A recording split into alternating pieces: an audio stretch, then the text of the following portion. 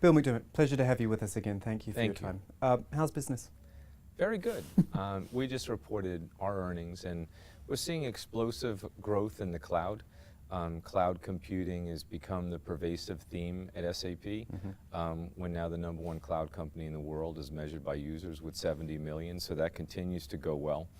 And there's a new development in the cloud, which is the business network, which is business between companies, whether it's contingent labor, indirect materials, or travel and entertainment.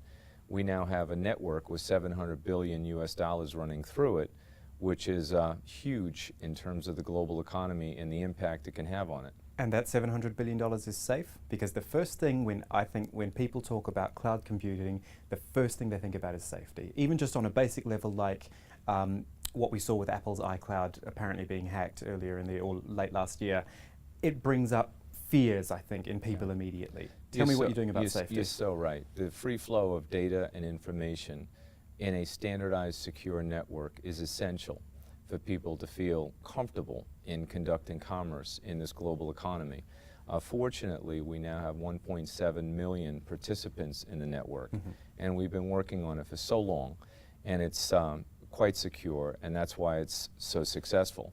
When we look at 700 billion going to 10 trillion, we obviously make sure the highest security standards possible are put into this network. Is it safe? Is the cloud system as safe as it is, or do you have to worry about the network that it's running on, the internet provider, all these sorts of things? I'm just thinking about loopholes that hackers or the like would look for to try to get into these systems. Well, they'll look for every loophole, as you know, and we, along with some very thoughtful people in the technology industry, have to stay ever vigilant in making sure those networks, and all clouds for that matter, are highly secure. We really do believe in the free flow of information. It helps the global economy to get that data moving across borders, and of course all governments have to cooperate to form those standards, and that's much of what Davos was actually about. And at the same time, you also have to protect the privacy of the individual citizen. And this is going to be an ongoing challenge for the global economy for years to come. I read a comment from you, seeing as you brought up Davos, I read a comment from you where you said, quote, Europe is our fastest growing region. How on earth are you doing that, given the state that Europe's in? It's a really good question, Kamal. We have a wonderful brand. As you know, we are the largest information software company in Europe, and we have a proud position and have had that for 43 years. So I do think, as it relates to SAP and our strong foothold across Europe, we're in a privileged position. But one of the reasons we have grown so fast is our innovation. We have innovated on things like, as you'll hear a lot of, big data. We invented the world's only in-memory database platform for structured, unstructured, social, and mobile information. So now companies only need one database. They can run their whole ERP network on that one database, all with a new, beautiful user experience and instant integration to not only cloud, but also the business network. And this is changing the game, and that's where the growth is coming from in Europe. But do you feel comfortable in that position at the top? I'm just wondering how your competitors are doing if they're not in such a privileged position as you said. You have to innovate. You know, for the last 5 years, I couldn't agree with you more. It's all about innovation. So we obviously put about 10 billion euros into organic innovation, but we also made about 25 billion euros in smart acquisitions, and we always bought the right assets, the best assets on the marketplace. So while others might have been more interested in harvesting short-term profits, we were far more interested in serving the customer and really building a company to last and be a great market leader. So I think we're in a pole position now and in a great position to execute on our ambitions. What do you make of what's happening in Europe at the moment? We've gone into this, or will be going into this era of quantitative easing, stimulus. A lot of people said this should have happened earlier.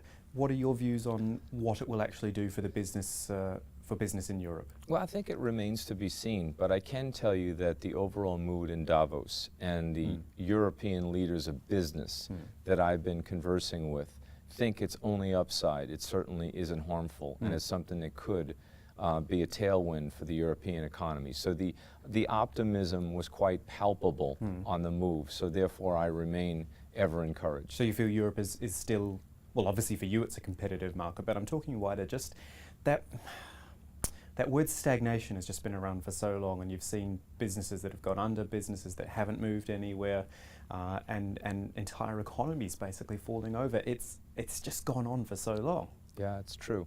And those structural issues obviously need to be dealt with. And one of the things I, for example, am very passionate about is seeing the tide change on youth unemployment. I mean, it's easily one of the biggest issues that we have in Europe, and for that matter in the global economy.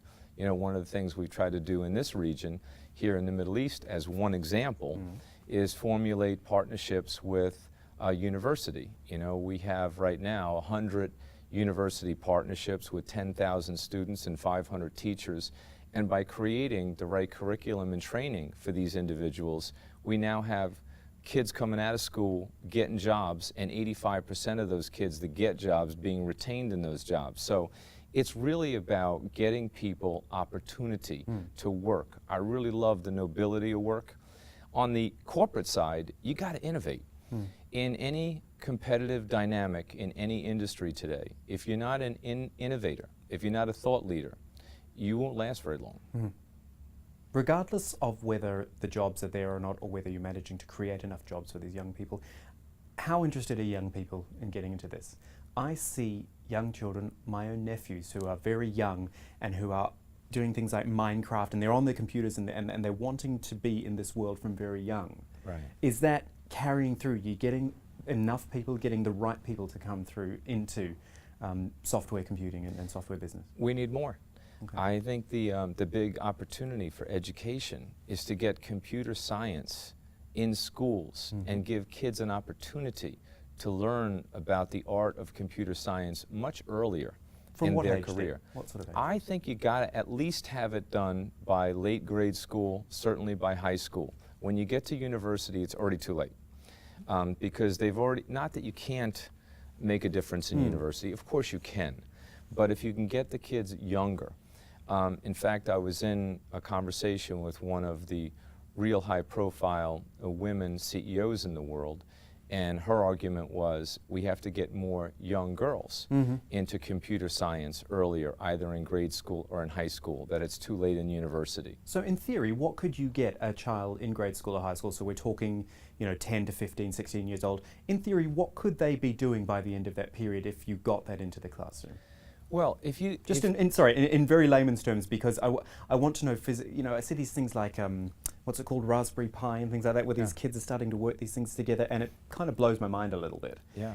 What could a 16 or 17-year-old kid be actually doing physically with computers if you got this into schools? Well, I can give you some of my own personal experience. I was recently in Berlin, where we were working with young innovators that were 15 and 16 years old, and their project was taking wearable technologies, building digital technology into that wearable piece of apparel, connecting it to a mobile, and solving some of the world's most difficult challenges. For example, like digitally helping somebody who was blind with a fingertip technology actually read. So there's so many things that young kids can do. I happen to be a native New Yorker, and somebody showed me how a 15-year-old kid actually built a mobile device with pepper spray in it.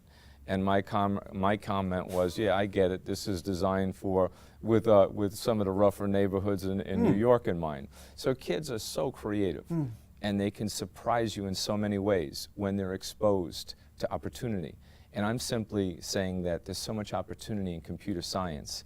Think about the science of data and the importance of predicting and simulating outcomes based on real-time insight. We are now in a world where the real-time enterprise is actually possible with technology like SAP HANA. But having the ability to predict and simulate what's likely to happen is so powerful for businesses to do better, to take care of their customers and their employees, and obviously do well so they can also do good.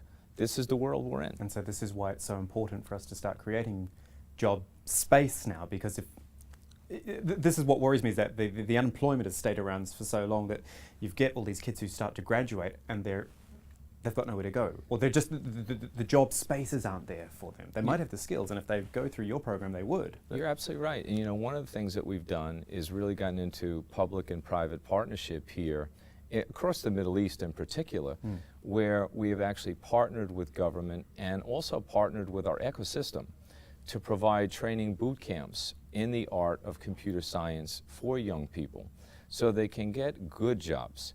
And at this point, it's been so successful that the government is actually upping the ante on how much they're willing to fund. And I have countless partners jumping in on the bandwagon saying, we need good people.